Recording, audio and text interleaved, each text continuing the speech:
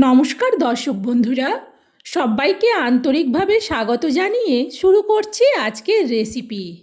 আজকে আমি নিরামিষ কচু পালং শাক আর মূলা দিয়ে দুর্দান্ত টেস্টি রেসিপি তোমাদের সাথে শেয়ার করব। আমি এখানে 1 আঁটি পালং শাক নিচ্ছি। পালং শাকটা কিন্তু বেশ ভালো। বন্ধুরা, আমি কিভাবে এই রেসিপিটা রান্না করব সেটা কিন্তু তোমরা আমার সাথে থেকে পুরো রেসিপিটা দেখো, তাহলে তোমরাও বুঝতে পারবে যে এইভাবে বানালে খেতে কিন্তু বেশ ভালো লাগে। শাকটা খুলে দেখলাম, ভেতরটাও বেশ ভালো। এই শাকের সাথে দেওয়ার জন্যে নিচ্ছি 1 আঁটি মূলো। এখন অসময়ের মূলো বেশ কিন্তু ভালো, শাকটাও কিন্তু বেশ ভালো। আর নিচ্ছি 300 গ্রাম কচু। এখন আমি এই কচু, শাক, মূলো সব কিছু কেটে নেব। কেটে ভালো করে ধুয়ে নেব। ধুয়ে নিয়ে কিন্তু ফিরে আসব। তোমরা কেউ স্কিপ করে চলে যেও না, পুরোটা আমার সাথে থেকে দেখো।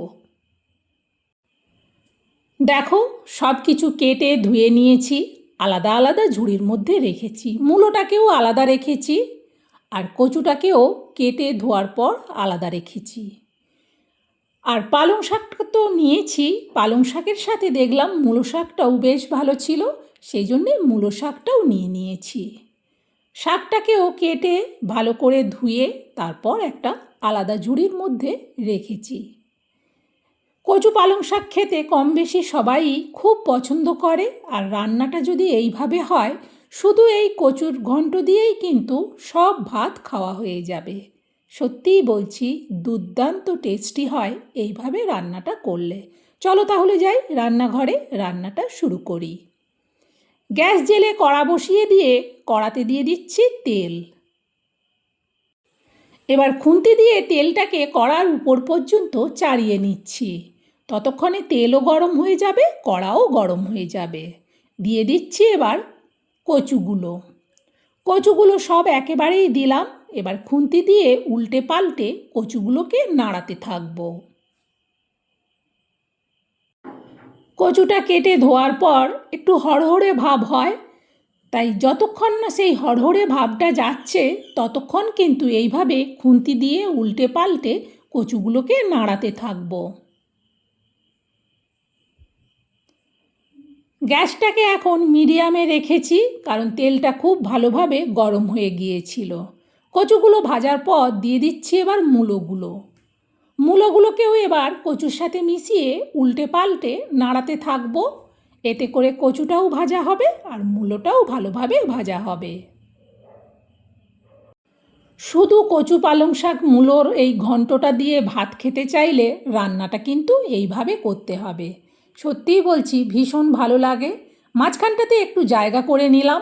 এখানে দিয়ে দিচ্ছি গ্রেট করা আদা, 1 চামচের মাপে একেবারে ভর্তি করে। এবার আদাটাকে একটু গরম তেলের মধ্যে ভেজে নিচ্ছি।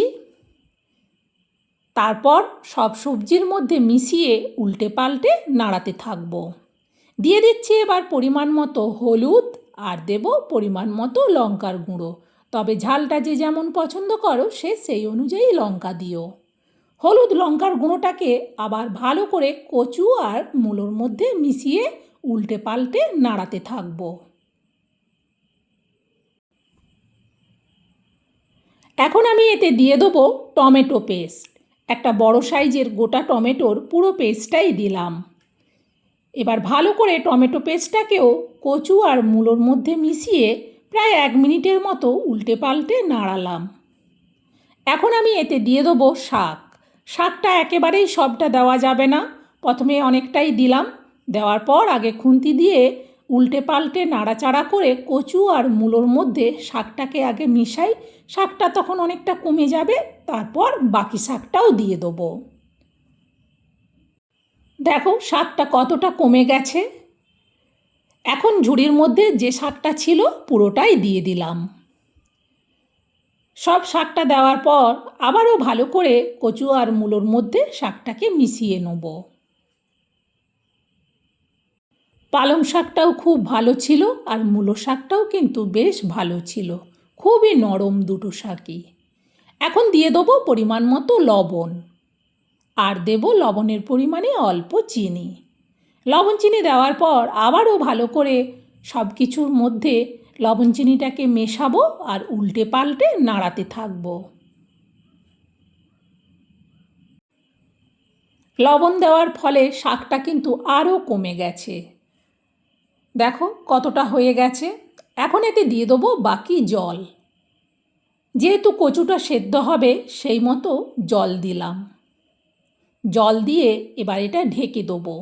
ঢেকে দিয়ে গ্যাসটাকে বাড়িয়ে দিলাম। ফুটে ওঠার আওয়াজ হতেই কড়ার ঢাকনা সরালাম। দেখো সুন্দরভাবে কচু, মূলো, পালং শাক সব কিছু ফুটছে। খুন্তি দিয়ে ভালো করে নাড়িয়ে দেখে নিলাম। এখন সবেমাত্র ফুটেছে, কচু কিন্তু সেদ্ধ হতে এখনও দেরি আছে। দেখে নেওয়ার পর এটা আবারও ঢেকে দেবো। গ্যাসটা কিন্তু একেবারেই লোতে করে দেবো। এবার গ্যাসটাকে লোতে করে দিয়ে এতে দেওয়ার জন্যে আমি নিয়ে নিচ্ছি এখানে গোটা জিরে, চা চামচের মাপে ভর্তি করে 1 চামচ। যেহেতু এটা অল্প জিরে, এই জিরেটাকে এবার আমি শিলে ভালো করে বেটে নেব। জিরেটা কিন্তু শিলে বেটে নিয়েই ফিরে আসছি। তোমরা কিন্তু পুরো রেসিপিটা আমার সাথে থেকে দেখতে থাকো। দেখো জিরেটা সুন্দরভাবে বেটে নিয়েছি। সত্যি বলছি, এই কচুর রেসিপিতে জিরেটা বেটে দিলে খেতে দুর্দান্ত লাগে। এখন এই জিরেটাকে রেখে দেবো। জিরেটাকে রেখে দিয়ে ওইদিকে কড়াটা অনেকক্ষণ ঢেকে রেখেছি। আগে কড়ার ঢাকনাটা সরিয়ে একটু তরকারিটাকে খুন্তি দিয়ে নাড়াচাড়া করে দেখে নিই আগে। কচু আগের থেকে অনেকটাই সেদ্ধ ভাব হয়ে এসেছে। দেখে নেওয়ার পর এবার এতে দিয়ে দেবো শিলে বাটা জিরেটা। পুরো জিরেটা দেওয়ার পর ভালো করে এবার কচুর রেসিপির মধ্যে জিরেটাকে মিশিয়ে দিলাম। মিশিয়ে দেওয়ার পর এটাকে আবারও ঢেকে দেবো। গ্যাসটা কিন্তু কমানোই থাকবে। একেবারে মিনিট 4 বাদে আমি কিন্তু কড়ার ঢাকনাটা সরাচ্ছি। এমনভাবে ঢাকনাটা খুললাম যাতে কচু, মূলো আর পালং শাক, মূলো শাক সব কিছু সেদ্ধ হয়ে যায়। সব কিছু কিন্তু সুন্দরভাবে সেদ্ধ হয়ে গেছে।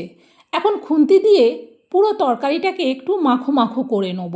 তার জন্যে কচুগুলোকে একটু থেতো করে দিয়েছি। দেখো সুন্দরভাবে কিন্তু তরকারিটা মাখো মাখো হয়ে গেছে। এই রেসিপিটা আর কোনো কিচ্ছু করার দরকার নেই। এবার শুধু নাবিয়ে নেব। যেহেতু তরকারিটা অনেকটা, সেই জন্যে একটা বড় স্টিলের জায়গার মধ্যে ঢেলে নিলাম। বন্ধুরা সত্যিই বলছি, কচু, মূলো আর এই শাক দিয়ে রান্নাটা এতটা টেস্টি হয় না, এটা দিয়েই পুরো ভাত খাওয়া হয়ে যাবে আর অন্য কোনো রেসিপি লাগবে না। সম্পূর্ণ এই নিরামিষ রান্নাটা আমি যেভাবে রান্না করলাম তোমাদের কেমন লাগলো সেটা কমেন্টে জানিও। ভালো লাগলে অবশ্যই একটা লাইক দিও আর রেসিপিটা তোমরাও শেয়ার করে দিও, যাতে আমার দেখানো পদ্ধতিতে সবাই রেসিপিটা বাড়িতে বানিয়ে খেতে পারে। বন্ধুরা আজকের মতো রেসিপি শেষ। আবার পরের রেসিপিতে দেখা হবে। সবাই ভালো থেকো, সুস্থ থেকো। বিদায়।